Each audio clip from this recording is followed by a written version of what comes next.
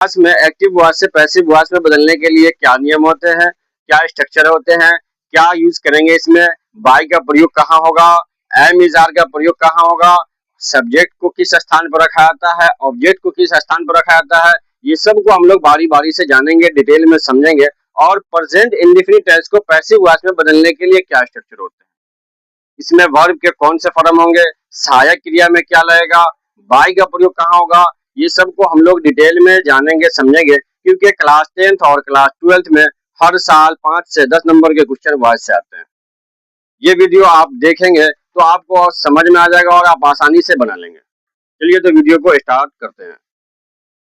सबसे पहले active voice से पैसिव वॉइस में बदलने के लिए क्या नियम होता है उसके बारे में हम लोग जानेंगे।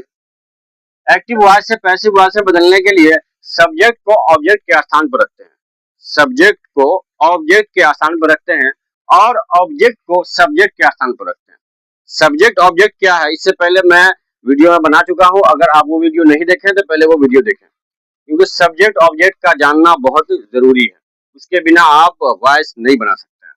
सब्जेक्ट को ऑब्जेक्ट के स्थान पर रखते हैं और ऑब्जेक्ट को सब्जेक्ट के स्थान पर रखते हैं। फिर सब्जेक्ट के नंबर, पर्सन तथा वर्ब के टेंस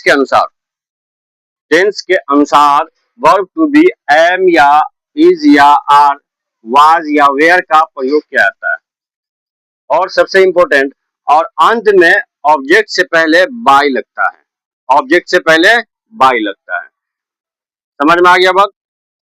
इस सब्जेक्ट को ऑब्जेक्ट के स्थान पर रखेंगे पैसिव में बदलने के लिए और ऑब्जेक्ट को सब्जेक्ट के स्थान पर रखेंगे। और वर्ब के अनुसार, टेंस के अनुसार वर्ब के सहायक क्रिया में एम इज आर या वाज वेयर का प्रयोग करेंगे। इसमें वर्ब का थर्ड फॉर्म होगा, क्या होगा, वी थ्री का यूज होगा, इसमें वी थ्री लगेगा। इसमें प्रेजेंट इंडेफिनिट टेंस में एम या इज या आर लगेगा, सहायक क्रिया में एम इज या आर लगेगा और इसमें वी थ्री का प्रयोग होगा। प्रेजेंट इंडेफिनिट टेंस में वर्ब के वी थ्री का प्रयोग होगा, वर्ब के तीसरा रूप यानी first form, second form, third form का यूज करेंगे।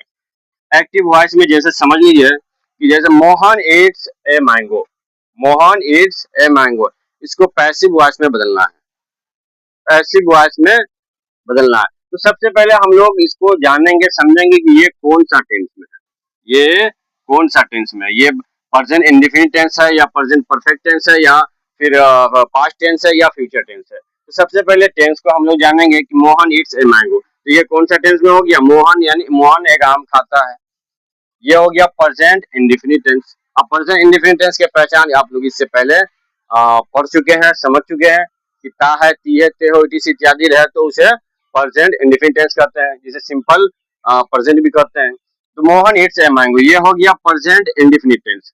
अब इसको क्या करेंगे, रूल के हिसाब से हम लोग इसको बनाएंगे, क्या करेंगे, रूल के हिसाब से इसको बनाएंगे।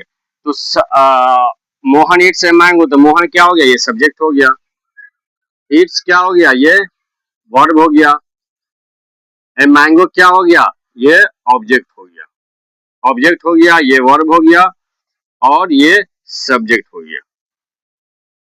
तो नियम क्या है, सब्जेक्ट को ऑब्जेक्ट के स्थान पर रखेंगे, सब्जेक्ट को ऑब्जेक्ट के स्थान पर रखेंगे, ऑब्जेक्ट को सब्जेक्ट के अनुसार ऑब्जेक्ट को सब्जेक्ट के स्थान पर रखेंगे। तो इसके स्ट्रक्चर पहले समझ लेते हैं। इसके स्ट्रक्चर होते हैं, पैसिव वॉइस में बदलने के लिए इसके स्ट्रक्चर होते हैं ऑब्जेक्ट प्लस एम या इज या are plus V three plus by plus subject, ये इसके स्ट्रक्चर होते हैं। इस स्ट्रक्चर के हिसाब से हम लोग बना देंगे। तो क्या है, ऑब्जेक्ट पहले है तो ऑब्जेक्ट कौन सा होगा, ए मैंगो होगा। तो पैसिव में बनाने के लिए पैसिव वॉइस में ए मैंगो को पहले लिखेंगे, क्या करेंगे, ए मैंगो। अब सब्जेक्ट के हिसाब से एम इज आर का प्रयोग करेंगे, सिंगुलर नंबर के हिसाब से, यानी सिंगुलर नंबर प्लुरल नंबर के हिसाब से सिंगुलर नंबर होगा तो इज लगा देंगे, पुलर नंबर होगा तो आर लगा देंगे। तो ए मैंगो के साथ क्या लगेगा, इज लगेगा। ए मैंगो इज, अब क्या होगा, V3 का प्रयोग करेंगे, तब वर्ब कौन सा है, इट्स है। तो इट्स का तीसरा रूप क्या हो जाएगा, eaten, it at eaten. A mango is eaten, अब क्या है, बाई, तो इटन बाई। अब क्या लिखेंगे, सब्जेक्ट, तो सब्जेक्ट क्या हो गया, मोहन। बहुत आसान है।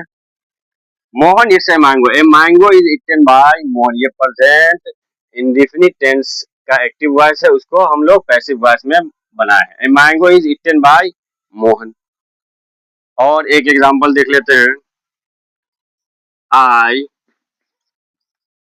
Right a letter, a letter, मैं एक पत्र लिखता हूँ, ये प्रेजेंट इंडेफिनिट टेंस में है।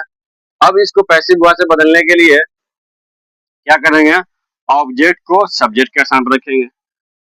तो ए लेटर और एम इज आर का प्रयोग करेंगे, तो इसमें क्या लगेगा, इज लगेगा।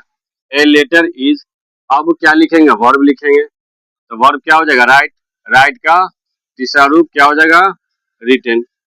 ए letter is written by me, I बदल जाएगा, मी में बदल जाएगा। A letter is written by me, समझ में आ गया, एक्टिव से पैसिव बनाने का। और ये प्रेजेंट इंडेफिनिट टेंस के ये रूल और स्ट्रक्चर है, इसको कैसे बनाया जाता है, तो इस स्ट्रक्चर के हिसाब से बना देंगे तो बन जाएगा।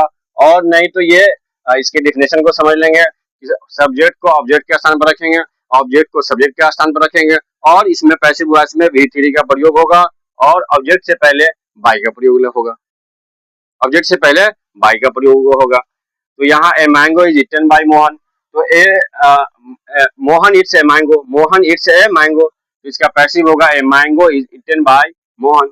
आई राइट ए लेटर, तो a letter is written by me, समझ में आ गया।